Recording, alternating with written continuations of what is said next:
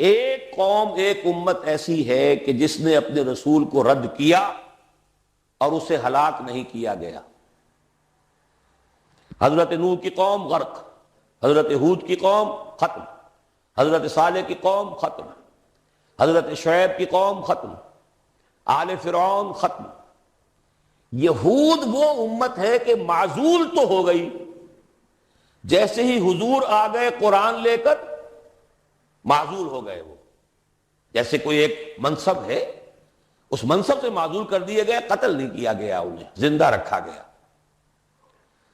منصب تو اب قرآن آ گیا، محمد الرسول اللہ آ گئے صلی اللہ علیہ وسلم، اور کعبے کے گرد ایک نئی امت۔ وَكَذَلِكَ جَعَلْنَاكُمْ أُمَّةً وَسَطًا لِتَكُونُوا شُهَدَاءَ عَلَى النَّاسِ وَيَكُونَ الرَّسُولُ عَلَيْكُمْ شَهِيدًا۔ اگرچہ یہ امت 600 برس قبل قتل اور ختم ہونے کی مستحق ہو چکی تھی، کیوں؟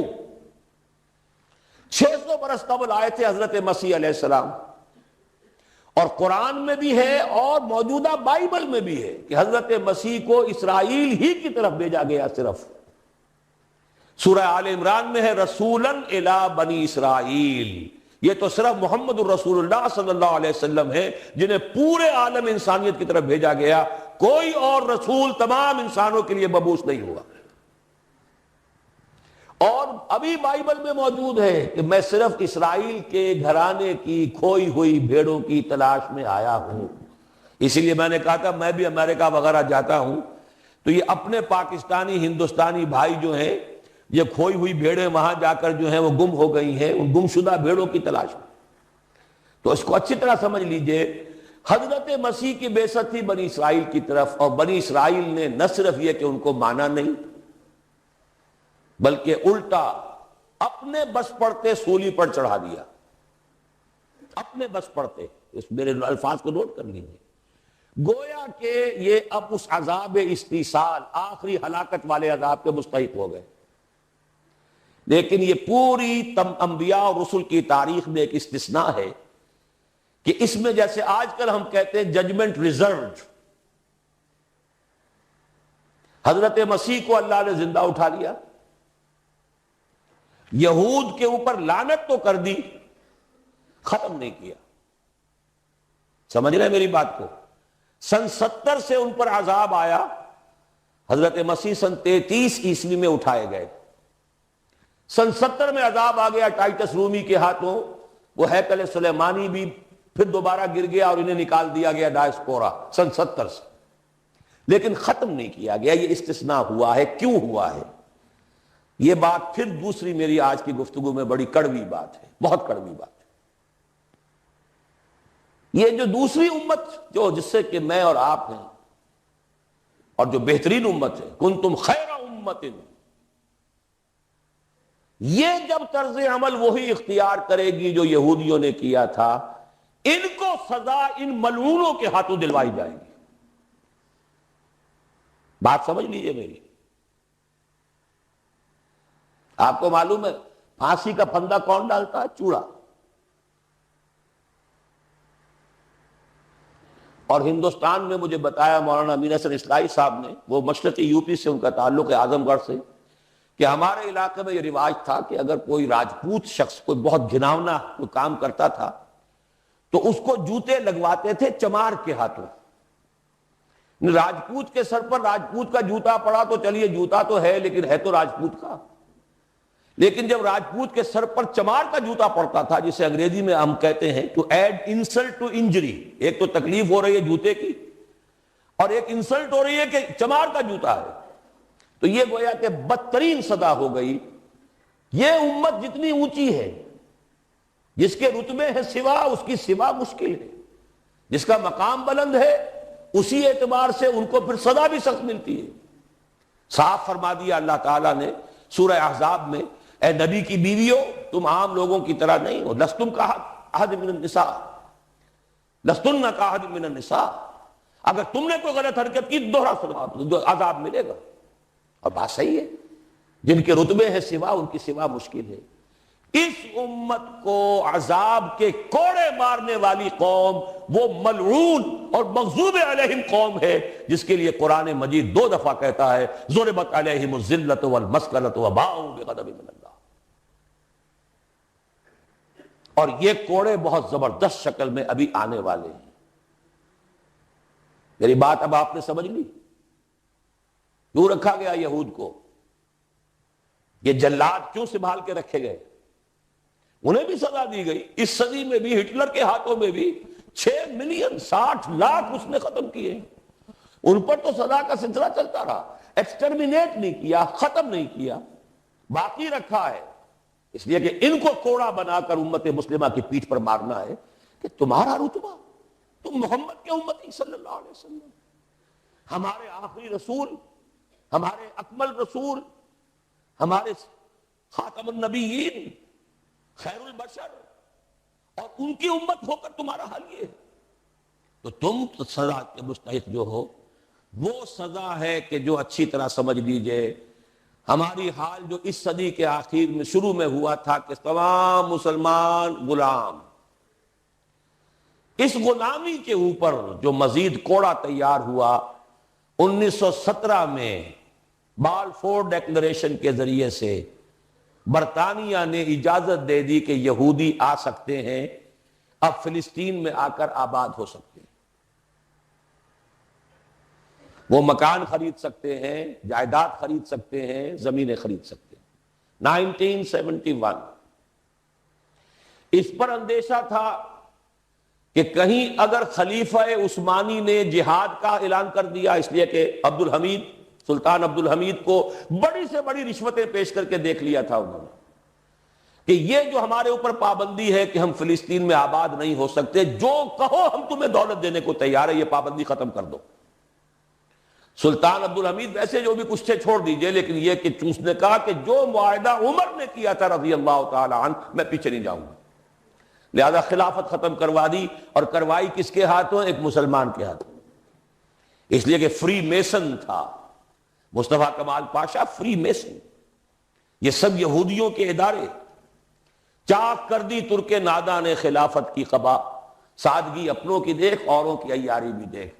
ہندوستان میں ہنگامہ چل رہا ہے، تحریک چل رہی ہے، مسلمان ہجرت کر رہے ہیں اور سب کچھ ہو رہا ہے، اور ہندو بھی شامل ہو رہے ہیں خلافت کی تحریک میں، لیکن اب مدعی سست گواہ چست۔ جب مصطفیٰ کمال نے خود ختم کر دی تو سب پانی پڑ گیا آگ کے اوپر، اب کیا بولیں، کس کو برا کریں؟ اس کے بعد 1948 میں ان کی ریاست قائم ہو گئی، اسرائیل۔ کتنے برس بعد؟ ریاست تو خیر اس وقت بھی ان کی نہیں تھی جبکہ ٹائٹس نے ختم کیا ہے، وہ تو بہت پہلے کی بات تھی، تقریباً 2000 سال بعد اسرائیل۔ 1967 میں جنگ کروائی، اور یہ بالکل صدام کی طرح کا مسئلہ تھا۔ 1967 کی جنگ میں ایک سازش تھی، انہوں نے بطور مہرہ استعمال کیا جمال عبد الناصر کو، جس نے اچانک جو ہے ایلات کی بندرگاہ کو بلاک کر دیا۔ 1967 اس پر جھپٹا مارا ہے اسرائیل نے، ادھر سے سینائی لے لیا، ادھر سے گولان ہائٹس لے لیے، ادھر سے جو ہے ویسٹ بینک آف یروشلم، ویسٹ بینک آف جارڈن لے لیا۔ یہ سن 67 کی بات ہے۔ پھر عالم عرب میں ایک ملک ذرا نکلنے لگا تھا کہ شاید ایک کے پاس پیسہ بہت تھا، لیبیا کے پاس، وہ مدد کر سکتا تھا کسی مسلمان ملک کی کہ وہ ایٹم بم بنا لے۔ 2 ملک ایسے تھے، ایک غیر عرب، ایک عرب۔ عراقیوں کے پاس کچھ صلاحیت معلوم ہو رہی تھی کہ کچھ دانت شاید نکل آئیں، جیسے دودھ کے دانت ہوتے ہیں تو شاید ایٹمی دانت نکل آئیں، وہ بھرکس ان کا نکالا ہے۔ ایک دفعہ جا کر آپ کو یاد ہوگا ہوائی جہاز گئے اور سب کا تہس نہس کر کے آ گئے، اور وہ سخت جان قوم نکلی، انہوں نے پھر کچھ بنا لیا، تو پھر وہی 100 دام جال، پھر وہ 100 دام جو ہے جال کی شکل بچھا کر، اور جو پھنسایا ہے تو اگلا پچھلا کھایا پیا سارا اگلوا لیا۔ نتیجہ کیا نکلا؟ جنگ خلیج کے بعد اب عالم عرب پورا کا پورا اسرائیل کے سامنے سرنگوں ہے، وہ شاہ حسن ہو یا شاہ حسین ہو، کچھ تو پہلے ہی اپنے تھے، چاہے شاہ فہد ہوں اور چاہے حسنی مبارک ہوں، اب رہ کون گیا؟ اس سے بڑی ذلت کوئی ہے؟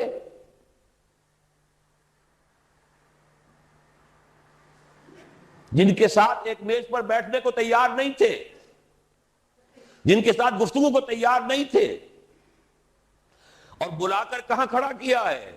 آؤ میڈرڈ میں، اسپین میں آؤ، اسپین سے شروع کروائیں گفتگو۔ اور اسپین کون سی جگہ ہے؟ مسلمانوں کا دنیا میں سب سے بڑا قبرستان، جہاں 800 برس حکومت کی اور پھر ایک ایک بچہ ختم کر دیا گیا، نام و نشان مٹا دیا گیا۔ 1492 میں فال آف گرینیڈا ہوا ہے، سقوط غرناطہ، اور 1992 میں ٹھیک 500 برس بعد یہ نیگوسیشن شروع ہوئی ہیں میڈرڈ کے اندر۔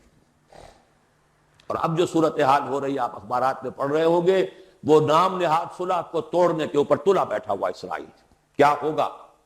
ابھی میں ادھر جانا نہیں چاہتا۔ بہت بڑا ہنگامہ آ رہا ہے، بہت بڑا ہنگامہ آ رہا ہے، اور سب سے بڑا یہ عذاب کا کوڑا جو ہے یہودیوں کے ہاتھوں کس پر پڑے گا؟ عربوں پر۔ کیوں پڑے گا؟ اس لیے پڑے گا کہ اس امت مسلمہ میں عربوں کی فضیلت سب سے اونچی ہے۔ اصول تو وہی ہے، جن کے رتبے ہیں سوا ان کی سوا مشکل ہے۔ عرب کون ہیں؟ جن میں سے حضور تھے صلی اللہ علیہ وسلم۔ یہ رتبہ بلند ملا جس کو مل گیا، ہر مدعی کے واسطے دار و رسن کہاں۔ عرب کون ہیں؟ جن کی مادری زبان میں اللہ کا کلام ہے۔ مجھے اور آپ کو 100 پاپڑ بیلنے پڑیں گے قرآن کو سمجھنے کے لیے۔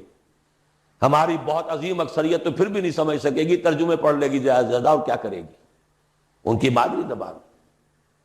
انہوں نے جب پیٹھ دکھائی اور اس صدی میں کولونیل رول سے آزاد بظاہر ہو جانے کے باوجود کسی نے قبلہ راست کردم، کسی نے وہ قبلہ کر لیا واشنگٹن کی طرف، کسی نے کر لیا ماسکو کی طرف، تو بدترین سزا کے وہی مستحق ہیں۔ اور جان لیجئے کہ وہ ہولوکاسٹ مڈل ایسٹ میں آنے والا ہے، آرمگڈون، الملحمۃ العظمی۔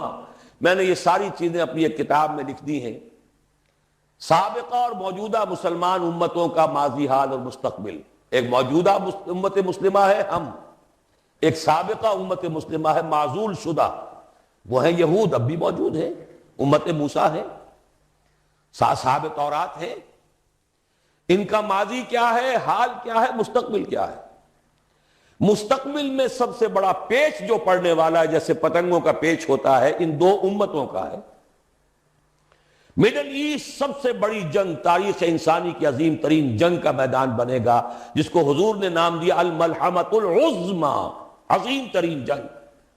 احادیث موجود ہے میری اس کتاب کے اندر، حوالوں کے ساتھ ہے، ٹیکسٹ کے ساتھ ہے۔ ویل للعرب من شر قد اقترب، ہلاکت اور بربادی ہے عرب کے لیے اس شر سے جو قریب آ چکا ہے۔ لیکن اب یہ بات تو پھر میرے اور آپ کے لیے ذرا دور کی ہو گئی۔ تیسری کڑوی بات اب آ رہی ہے۔ ابھی تو عربوں کی بات تھی نا۔ 120 کروڑ میں نے آپ کو بتایا تھا کہ مسلمان دنیا میں ہیں، ان میں 20 پلس 22-23 ہوں گے عرب ہیں، باقی 1 ارب 100 کروڑ یہ کون ہے؟ نان عرب، امیین۔ امیین نہیں، آخرین، امیین تو وہ عرب ہیں۔ ان میں سے بقیہ میں سے سب سے بڑی مجرم قوم میں اور آپ ہیں۔ ہندوستان کا مسلمان نہیں، انڈونیشیا کا نہیں، ایران کا نہیں، ترکستان کا نہیں، افریقہ کا نہیں۔ 20 کروڑ عرب اور 10 پلس 11 ہیں یا 12 کروڑ ہیں، کتنے بھی ہیں پاکستانی نمبر 2 مجرم۔ کیوں؟ انہوں نے ایک ملک بنوایا اسلام کے نام پر،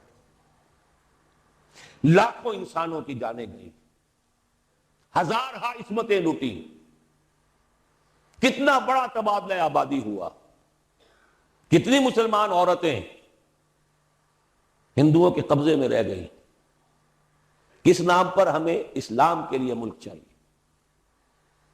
قائد اعظم نے فرمایا ہم اس لیے پاکستان چاہتے ہیں کہ اسلام کے اصول حریت و اخوت و مساوات کا ایک نمونہ عہد حاضر میں پیش کریں۔ 50 برس ہو چکے ہیں،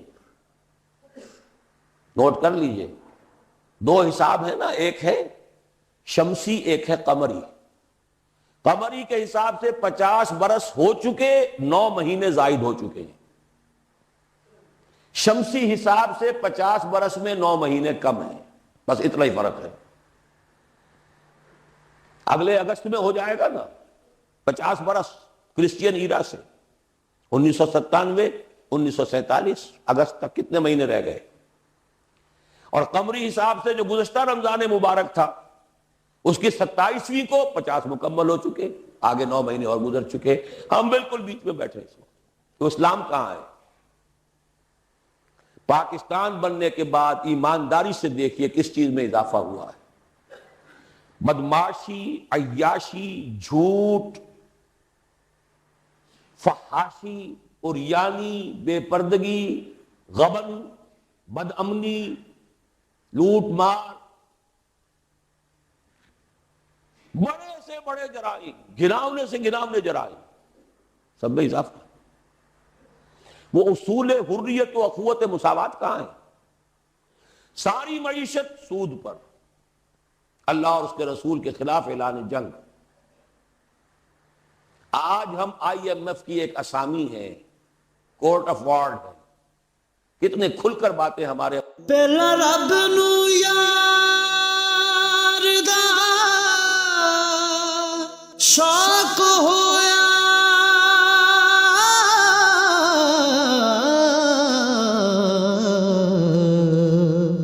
نبی پاک دا کرن جمال مائیں آیا وہی لے کے ہویا ترت حاضر، تے لیا یار نے یار نو پھال مائیں۔ مذاکرہ کر رہے ہیں، ہمارے لیے کوئی اور چارہ کار ہے ہی نہیں۔ میں ابھی سکھر میں تھا، وہاں ایک مذاکرہ دیکھنے کا مجھے موقع مل گیا ٹی وی پر۔ صاحب کہہ رہے تھے وہ دانشور، وہ تو ہمارے لیے کوئی اور چارہ کار نہیں، ہمارے لیے مفید یہی ہے جو کچھ ہو رہا ہے، IMF ہی ہمیں بچائے گا، اور واقعتاً بچائے گا۔ کیوں بچائے گا؟ آپ کے لیے نہیں بچائے گا، اپنے لیے بچائے گا۔ اسے آپ کے اندر سے اپنا خون نکالنا ہے۔ اگر مرنے دیں گے تو خون کہاں سے لیں گے؟ They will keep you۔ لیکن رکھیں گے اسی طریقے سے کہ خون کشید کرتے چلے جائیں، کبھی بجلی کا کرایہ، کبھی گاڑیوں کا کرایہ، کبھی اس کا کرایہ، کبھی اس کا کرایہ، کبھی اس کا ریٹ، کبھی اس کا ریٹ، کبھی ڈاک کے ریٹ، خون چوسنے کے لیے۔ یہ صورتحال جو ہے یہ ہماری آخر کس کی ہے؟ کس نے کیا یہ؟ کیا اللہ ظالم ہے؟ کیا ہم مجرم نہیں ہیں اس کے؟